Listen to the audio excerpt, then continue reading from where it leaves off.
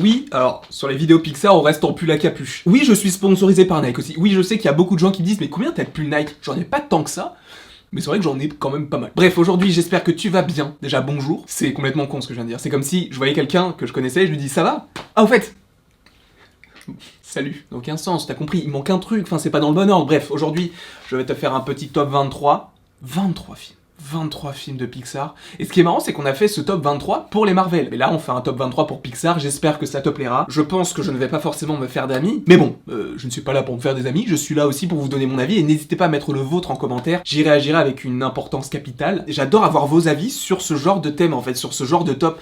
De voir pourquoi est-ce que vous avez mis celui-ci avant celui-ci, de voir vos arguments et tout. Donc évidemment, à la fin de la vidéo, n'hésitez pas à me mettre votre petit top 23 des films Pixar si vous les avez tous vus. Évidemment, si vous ne les avez pas tous vus, bah mettez que ceux que vous avez vus du coup. Sauf si vous n'en avez vu qu'un. À ce moment-là, c'est un top 1, et le film que tu as regardé, ça devient le pire, mais à la fois le meilleur. Bref, on va commencer tout de suite avec ce top 23. Sachez que je ne suis pas un très grand fan de Cars.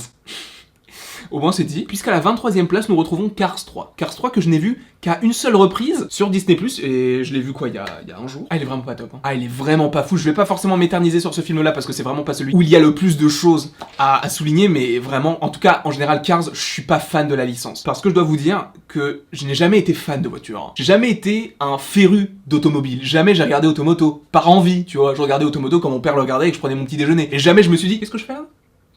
Quoi, moi je regarde un Marvel. Non.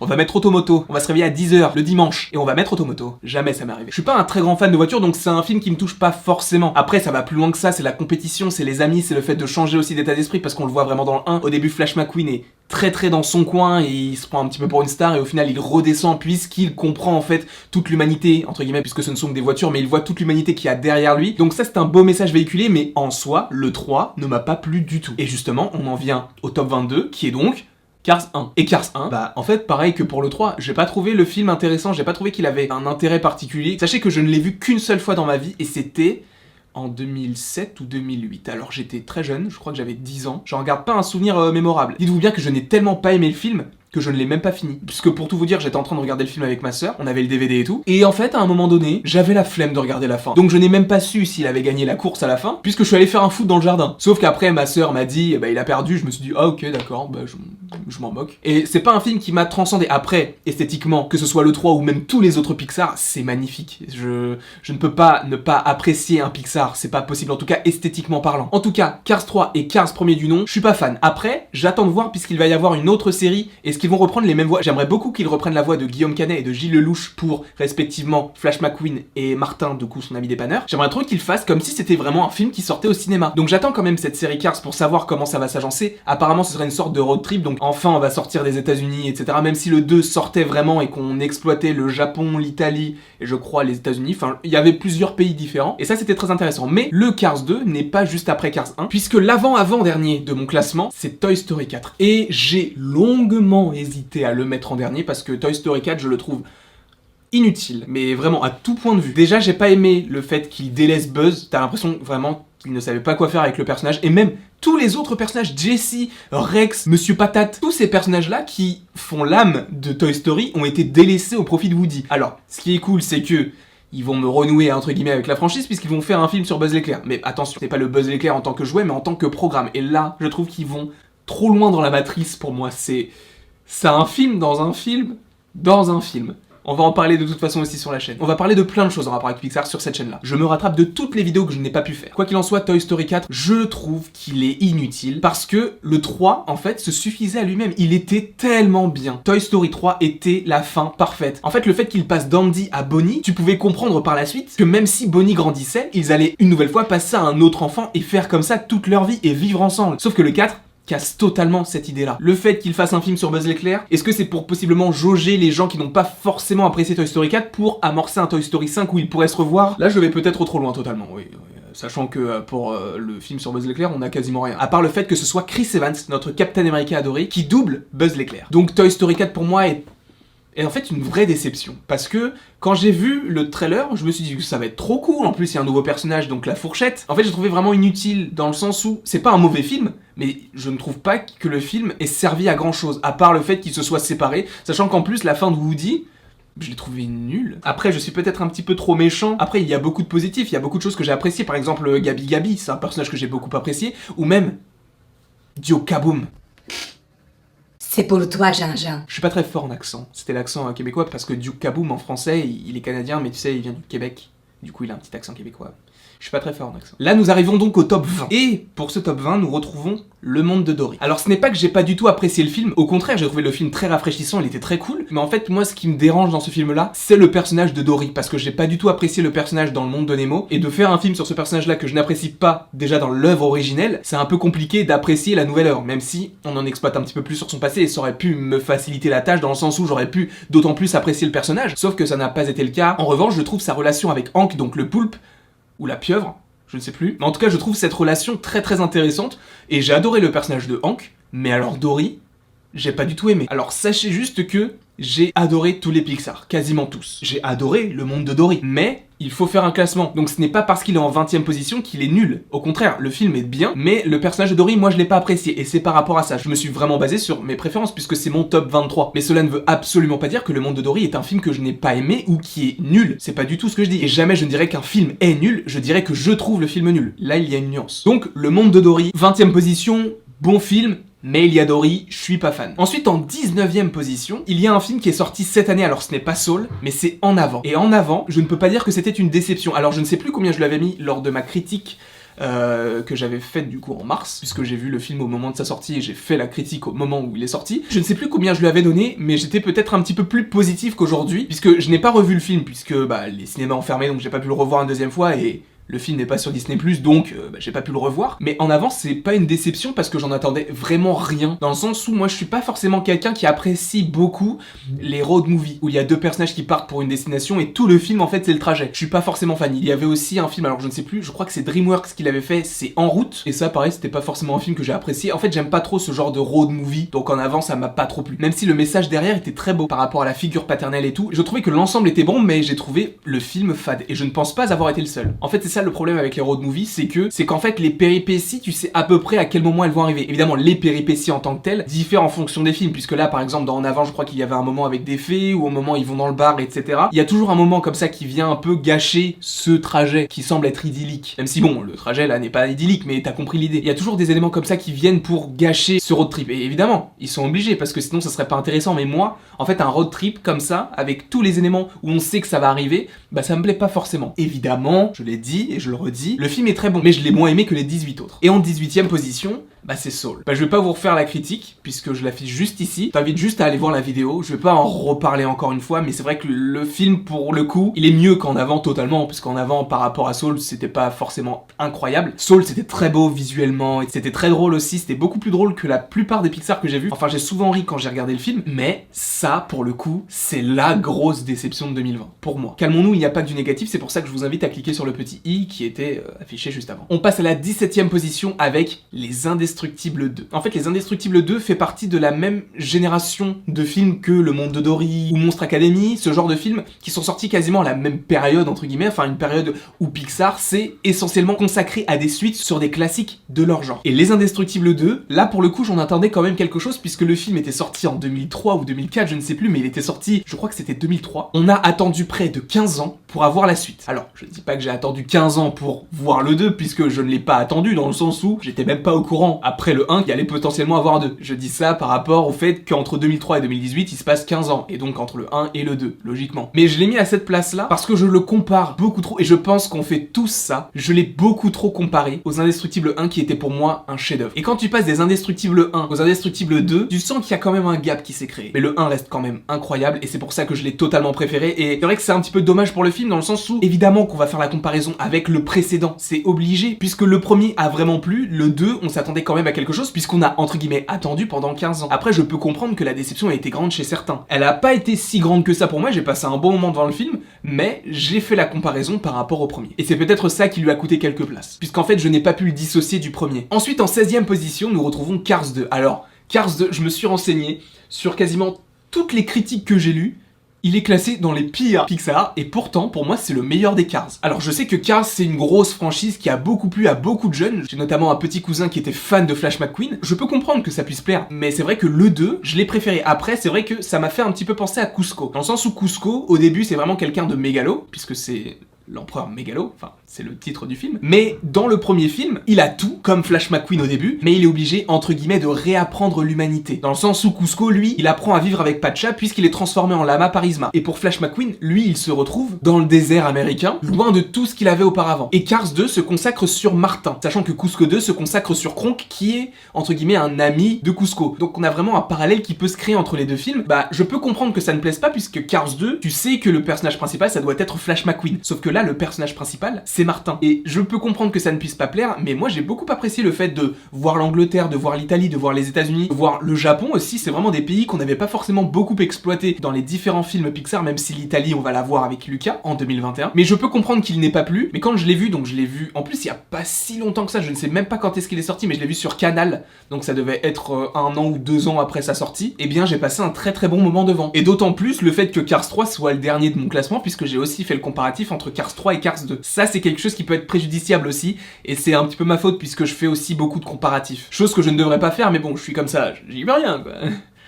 Voilà. Ensuite, alors, calmons-nous, j'ai adoré ce film, je trouve qu'il est incroyable, par tous les points de vue. Au niveau de la musique, au niveau de l'histoire, tout est parfait pour moi. C'est rebelle. Tu vas me dire, mais pourquoi tu le mets en 15e position? Je le mets en 15e position parce que malheureusement, je ne l'ai vu qu'une seule fois. Et je le regrette, puisque ce film est incroyable, et d'ailleurs, je pense que d'ici demain, je le regarderai. Mais je le mets en 15e position parce que les 14 autres, en fait, ce sont des films que j'ai plus vu que celui-ci, d'où le fait que je sois beaucoup plus attaché à ces 14 autres plutôt qu'à celui-ci. Donc je ne dis pas que le film Rebelle est nul, au contraire, je l'ai adoré, je le trouve quasi parfait. Mais je le mets en 15e position parce que, pour moi, il a une moins grande importance au niveau du cœur par rapport aux autres. Puisque le 14e, c'est Mille et une pattes. Et Mille et une pattes, c'est incroyable. Puisque pour vous dire, je l'ai vu dans ma vie 4 fois, sachant qu'il est sorti genre en 98 ou en 2000, je ne sais plus. En tout cas, fin du 20e siècle et début du 21e. Et Mille et une pattes, je l'ai revu précisément le 22 décembre. Je le trouve hyper drôle. Et croyez-moi, revoyez des films que vous n'avez pas vus depuis que vous êtes tout jeune, regardez-les aujourd'hui. Regardez par exemple Shrek, regardez Gang de requins. Il y a des vannes, il y a de l'humour que vous ne comprenez qu'aujourd'hui puisque vous avez les références. Mais à l'époque, on ne les avait pas et on trouvait quand même ça drôle.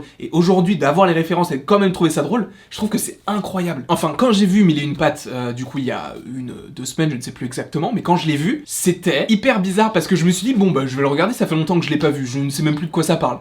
Je l'ai regardé et j'ai ri du début à la fin. Moi, ça m'a beaucoup fait rire et j'ai adoré ça. Donc Mille et une pattes si vous ne l'avez pas vu, parce que je sais que c'est un des Pixar qui est un petit peu beaucoup trop sous-coté. Et d'ailleurs, on va faire aussi une vidéo en rapport avec tous les films d'animation qui sont beaucoup trop sous-cotés, que ce soit Pixar, Disney, DreamWorks, etc.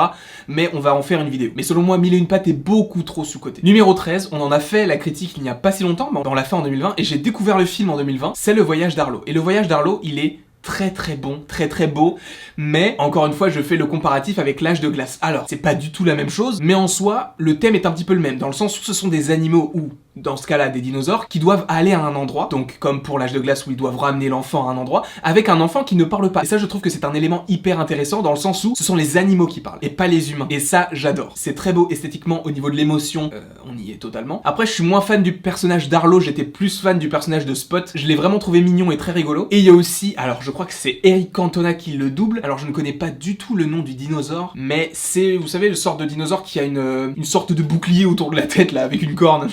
Je sais plus comment ça s'appelle, mais ce personnage-là, je l'ai trouvé hyper drôle. Et il est doublé par Eric Cantona. Donc top 13, Le Voyage d'Arlo. Maintenant, on passe à la 12e position. Et la 12e position, c'est le classique de Pixar, Toy Story 1. Tu vas me dire, oui, mais du coup, tu l'as mis qu'en 12e position, ça veut dire que tu l'aimes. Mais je l'ai déjà dit 20 fois, j'ai beaucoup apprécié Toy Story. C'est pas mon Toy Story préféré, vous verrez de toute façon. Mais c'est le début. C'est le début, c'est...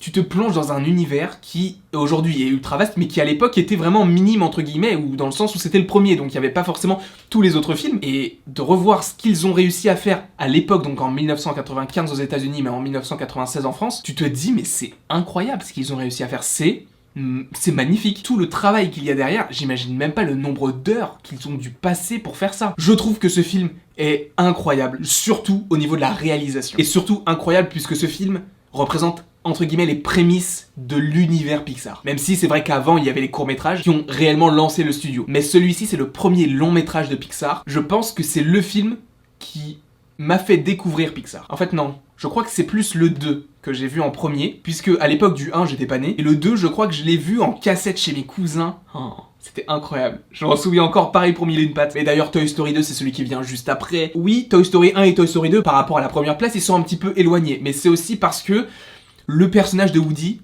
je suis pas fan. Son côté petit chef, en fait ça me fait penser à un mélange entre Iron Man et Captain America. Dissocié c'est super, mais ensemble ça va pas du tout. Comme le riz au lait par exemple. Parlons un petit peu du riz au lait. Le riz c'est très bon, le lait c'est très bon, le riz au lait c'est dégueulasse. Bref, on n'est pas là pour parler cuisine. Le personnage, je l'aime bien, mais je l'aime pas trop.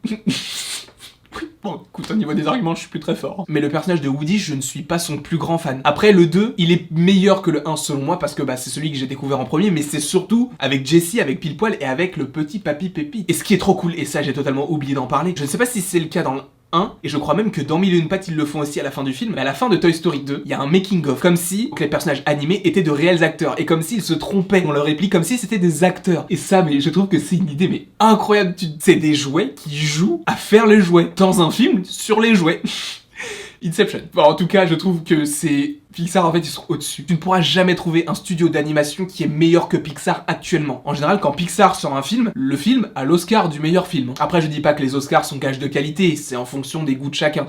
Mais ça veut quand même dire quelque chose. En 10e position, Le Monde de Nemo. J'ai aussi adoré ce film d'animation. J'ai pas grand-chose à dire dessus puisqu'il ne m'a pas transporté. Après, juste la chose qui m'avait fait tilt quand j'étais plus jeune, c'est que j'avais reconnu la voix de Franck Dubosc en tant que marin. Si vous ne l'aviez pas remarqué, bah voilà, je vous le dis, c'est Franck Dubosc qui fait la voix du père de Nemo. Mais oui, le film est très beau esthétiquement, c'est les débuts entre guillemets de Pixar, c'est dans les 5-6 premiers films, donc tu comprends que ça va vraiment crescendo, puisqu'au début t'as vraiment que de l'eau, et après c'est vraiment la civilisation avec les animaux, avec les humains aussi, l'opéra de Sydney, enfin t'as plein de choses qui te montre que Pixar ne fait que s'améliorer, et j'ai trouvé le film très très bon, mais après c'est vrai que par rapport aux autres je l'ai moins aimé, mais il est quand même exceptionnel. Et là en fait dans ce top 9 on va rentrer dans un format de film qui selon moi frôle la perfection. Genre Les Indestructibles 1, moi je lui mets 18 sur 20. Je ne peux pas lui mettre moins, je peux pas lui mettre plus non plus, enfin il faut pas abuser, celui qui a 20 c'est le premier mais bon voilà, mais ce film est incroyable. Les Indestructibles, juste ça allie mes deux passions, les films d'animation et les super-héros. Tu pouvais pas faire mieux que ça. À l'époque, donc je crois que le film est sorti du coup en 2003, j'avais 5 ou 6 ans, je ne sais plus. Quand j'ai vu le film, déjà j'étais amoureux de Violette, parce que voilà, bon, calmons-nous. C'est vrai qu'aujourd'hui je suis majeur et elle est mineure, mais à l'époque quand je l'avais découvert, moi j'avais 6 ans. Hein. Donc à l'époque j'étais amoureux d'elle. Maintenant, c'est vrai que la femme élastique, c'est vrai qu'elle est... Voilà, c'est la femme élastique quoi. Mes flèches, Jack même, un de mes personnages préférés chez Pixar, et parce qu'il me fait pleurer de rire. C'est Syndrome. Syndrome, il me fait tellement rire. Il est tellement bien comme personnage. Il est tellement profond aussi parce que lui, il a vraiment comme dirait DJ Snake, un background. Et je trouve que son histoire est vraiment super bien construite. Tu ne te doutes pas que c'était le jeune qui cherchait à avoir un autographe et tout. Que c'était, comme il dirait, son plus grand fan. Bref. Putain, ça me donne envie de le regarder. J'ai envie de regarder Les Indestructibles. Sachez que là, je tourne cette vidéo, on est le 31 janvier. Non, on est le 31 décembre, et il est 13h... Non, putain, oh là là, je dis tout à l'envers, il est 18h13. C'est pas impossible que ce soir, je propose à mes parents de regarder Les Indestructibles. On verra ça en temps voulu. Sachez que, vraiment, à partir du 9, là, je mets des 18, et des 19, et des 20 à tous les films qui vont suivre, et celui qui suit... c'est Wall-E. Alors Wall-E, je peux pas trop vous en parler, parce qu'il va y avoir une vidéo dans très peu de temps qui va vous parler de ce film précisément et de savoir pourquoi est-ce que je trouve que ce film est un chef-d'œuvre du genre.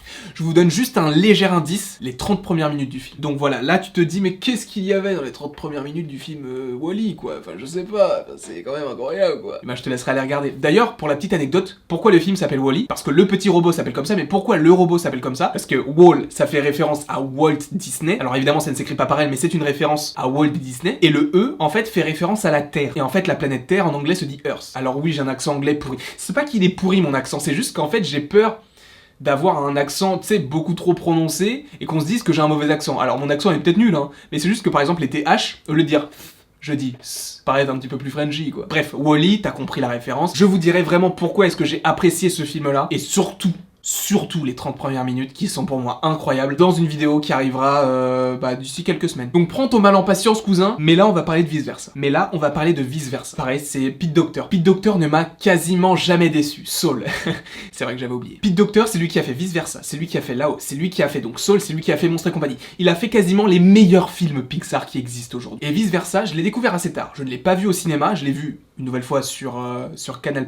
Mais le fait est qu'il y a différentes émotions, que c'est hyper intéressant, que tu t'y retrouves dans chacun des personnages. Et d'ailleurs, j'avais un prof de cinéma d'animation qui m'a fait remarquer que le film Vice Versa, en fait, c'est vraiment un film sur les émotions. Tu vas me dire, tu nous apprends rien. Mais en fait, c'est que quelqu'un sur YouTube s'est amusé à découper tous les moments où il n'y avait que Riley, sa famille et tout, donc aucun moment avec les émotions. Et le film ne dure que 13 minutes. 13 minutes sur un film qui en fait 1h40 à peu près. Donc ils ont vraiment axé sur les émotions, même si c'est vrai que le film en est d'autant plus humain. Et je trouve que c'est paradoxal, mais je trouve que c'est hyper bien réfléchi et hyper bien réalisé. En plus, ce film est la poule aux œufs d'or des Easter eggs. Je vous en ferai peut-être une vidéo, je ne sais pas si ça vous dit. Dites-moi. Et d'ailleurs, il en faut beaucoup pour me faire pleurer. Bon.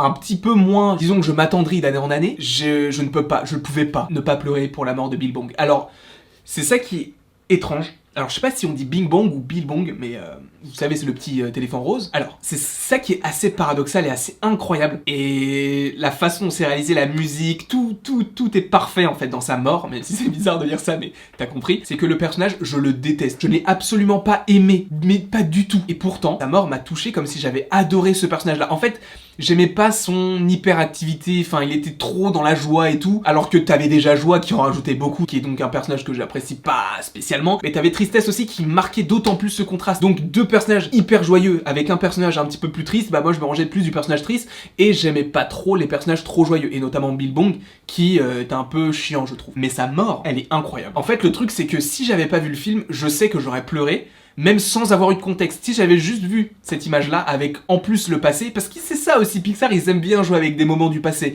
et notamment dans Soul, surtout Pete Docter du coup. Quand il meurt, tu vois les moments qu'il a passés avec Riley et tout, et c'est d'autant plus triste. Et moi, ça m'a beaucoup attristé. Et ce film, en fait, véhicule énormément d'émotions sur un film, sur les émotions. Là, c'est le top 6. Que des films incroyable. Monstre Academy, j'avais peur quand j'ai appris qu'il y allait avoir un film sur le passé des personnages. Je me suis dit, bon, là, ils en font peut-être un peu trop. Je me disais, bon, là, est-ce que je vais le regarder au cinéma, sachant qu'à l'époque, j'avais genre 15-16 ans, donc j'avais trop aimé Monstre et compagnie. D'ailleurs, pour les plus vieux d'entre vous, parce que, je suppose que les plus jeunes n'auront pas connu cette console, mais il y avait un jeu, Monstre et compagnie, sur la GameCube, où c'était une sorte de balle aux prisonniers, et ce jeu était incroyable. Voilà, c'est tout ce que j'avais à dire. C'était ma petite anecdote. Mais donc, Monstre Academy, en fait, j'avais peur au début qu'il fasse un truc genre juste pour dire on vous fait une suite, sauf que on vous montre ce qui s'est passé avant et c'est pas très intéressant. Au contraire, qu'est-ce que c'est intéressant. Et là en fait on se focalise vraiment sur Bob Razowski, et c'est entre guillemets un petit peu le même schéma que par exemple pour Cars 2 où on se consacrait vraiment plus à Martin, mais là c'est pas la même chose puisque t'as à la fois du Bob Razowski mais du Sully, dans le sens où c'est plus du 60-40, alors que pour Monstre et compagnie c'était plus du 70-30 pour Sully. Donc là tu as vraiment une sorte de mini passation de pouvoir, même si les deux personnages sont super intéressants, mais je trouve que la façon dont ils ont exploité le passé de Bob Razowski, ça m'a conquis. Et je ne sais pas si vous arrivez à voir, mais ici il y a un hôtel, carrément un hôtel à Bob Razowski. C'est le personnage Pixar que je préfère, d'ailleurs je crois que j'en ai fait une vidéo. Mais vous voyez donc que je suis totalement fan de Bob Razowski, j'ai 2 tasses,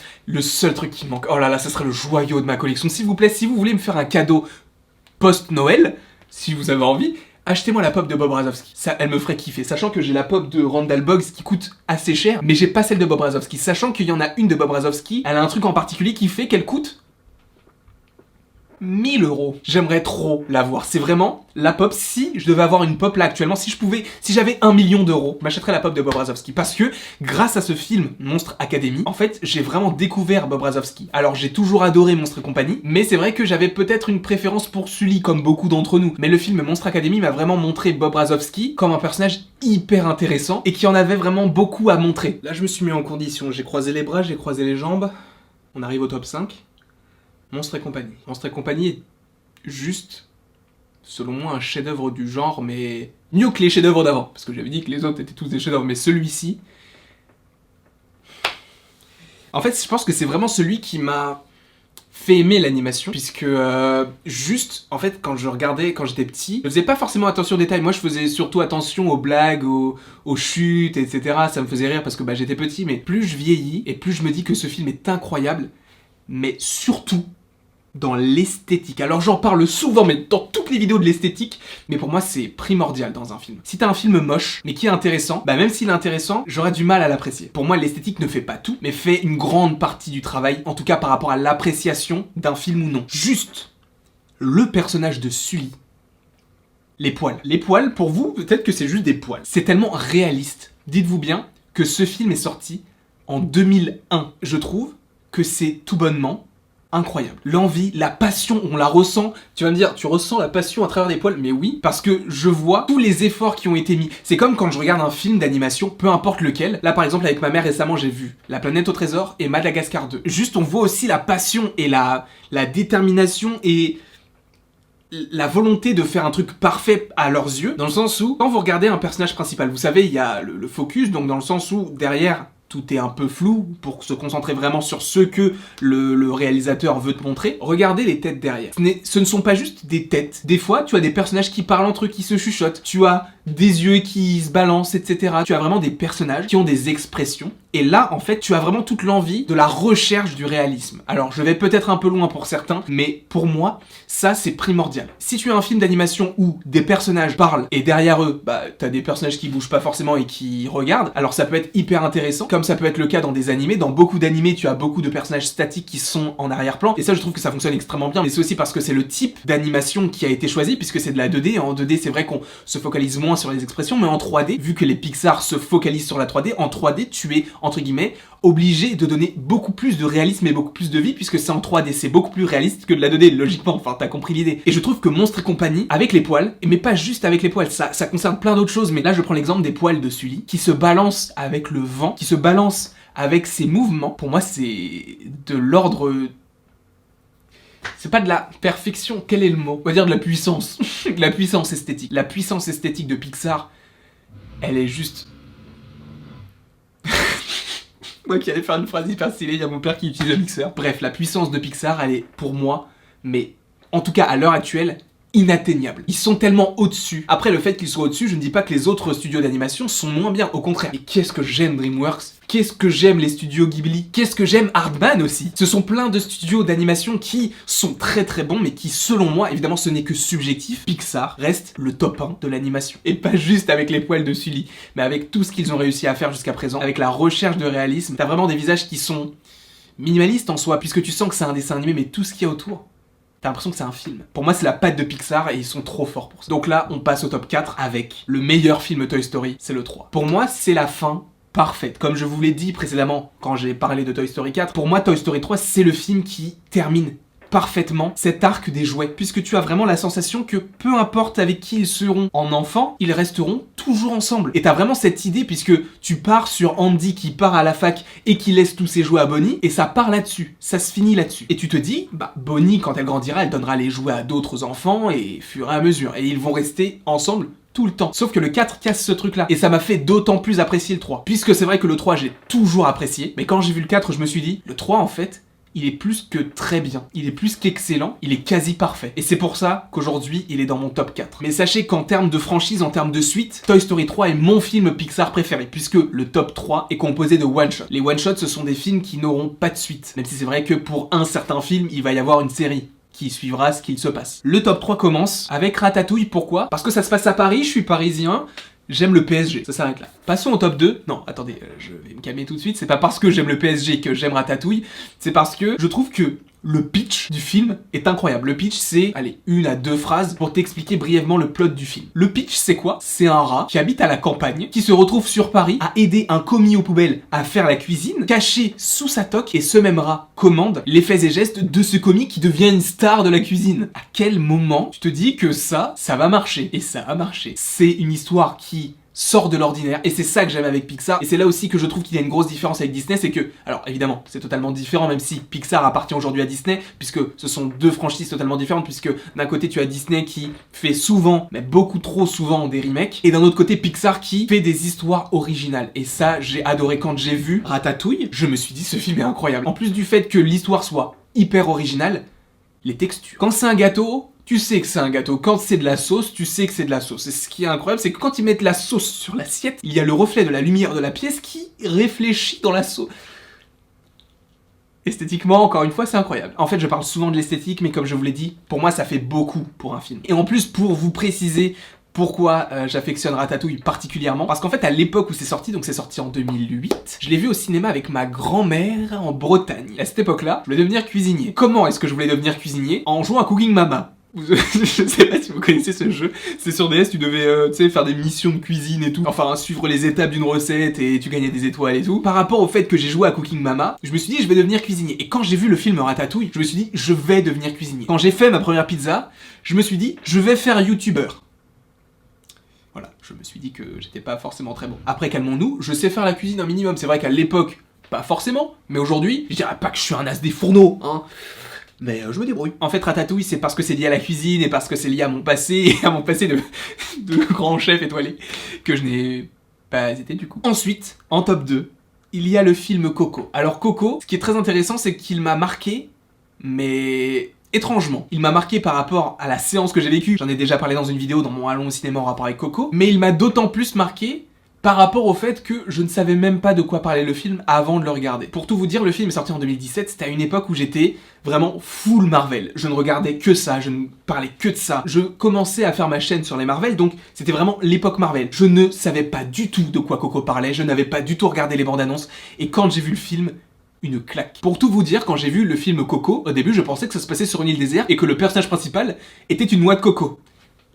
Et je ne blague vraiment pas. Quand j'ai vu Coco, je me suis dit, bah c'est sur une noix de coco. Alors que pas du tout. Les musiques, et là je tiens vraiment à mettre le point sur la musique, ou les musiques, surtout Requedame, donc ne m'oublie pas, donc j'ai pas un très bon accent espagnol, j'ai fait allemand, LV2, je suis pas très fort en allemand non plus, hein, mais en espagnol je suis encore plus nul. Ne m'oublie pas, où tout le monde connaît Juanita, toutes ces chansons sont incroyables. Incroyables parce que tu te dis que ça en soi, ça peut être une chanson que quelqu'un a réellement écrite pour faire carrière, et c'est une chanson qui est dans un film d'animation. Alors je ne minimise absolument pas le talent des paroliers et des scénaristes des différents films dans lesquels il y a des chansons originales, au contraire je trouve ça incroyable d'avoir cette imagination, de pouvoir lier la chanson à la situation du film. Je trouve que c'est un travail d'autant plus compliqué à faire, mais le fait est que j'ai oublié ce que je voulais dire. C'était tellement bien formulé et je suis content de pas avoir bafouillé. Je suis resté sur ma phrase en oubliant ce que je disais avant. Quoi qu'il en soit, le travail des paroliers est incroyable. Je trouve qu'ils vont vraiment très très loin, dans le sens où, comme je vous l'ai dit, je m'en souviens de ce que j'ai dit, ces chansons-là peuvent être des chansons chantées, entre guillemets, par de vrais chanteurs avec un vrai album. Alors que là, ce sont des chansons dans un film d'animation. Tu vois ce que je veux dire? Je trouve que les textes sont super beaux. Comment ne pas parler, encore une fois, de l'esthétique? L'esthétique du film est juste parfaite. C'est du violet, c'est du orange, et ce qui est intéressant, c'est qu'ils ont vraiment utilisé ces deux couleurs qui font référence,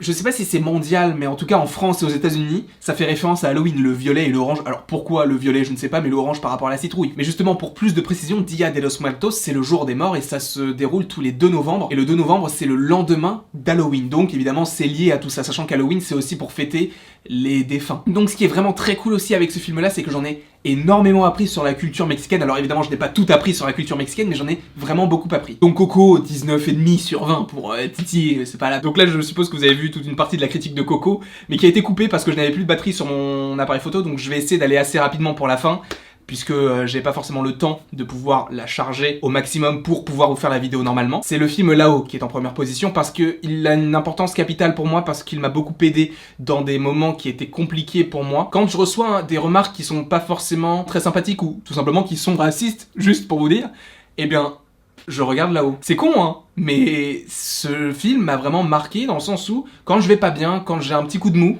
je regarde Là-haut. Et en fait, aujourd'hui, c'est un petit peu moins le cas, puisque j'ai pris, entre guillemets, en force mentale, même si je trouve ça ridicule de dire ça, mais j'ai grandi et j'ai appris à ne plus faire attention aux commentaires d'autres personnes qui ne sont pas forcément bienveillantes pour moi, même pas du tout bienveillantes pour moi. Donc je fais plus forcément attention à tous ces messages-là, et c'est en partie grâce au film Là-haut. Alors évidemment, c'est aussi grâce à mon entourage qui a souvent été là pour moi, que ce soit ma sœur, ma mère, mon père, et même toutes les personnes que j'ai pu connaître et que je ne vois plus aujourd'hui, enfin on s'en fout, mais voilà, il y a beaucoup de facteurs qui ont fait que, mais c'est vrai que le film Là-haut, bien qu'il soit très beau esthétiquement, bien que l'histoire soit juste sublime, il m'a beaucoup aidé, et c'est la première étape en fait de ma volonté de ne plus faire attention à ce que pensent les autres de moi. Alors oui, ça n'a pas forcément de rapport avec l'histoire de Là-haut, mais le film est tellement beau et m'a tellement touché quand j'étais plus jeune que je ne peux que le mettre en première position. J'espérais que le film Soul puisse le dépasser, mais c'est vrai que d'un point de vue personnel, j'ai l'impression qu'aucun film ne pourra dépasser Là-haut. Voilà.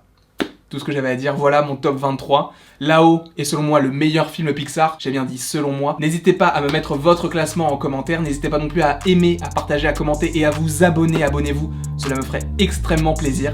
Et il ne me reste plus qu'à vous dire à la prochaine pour la prochaine.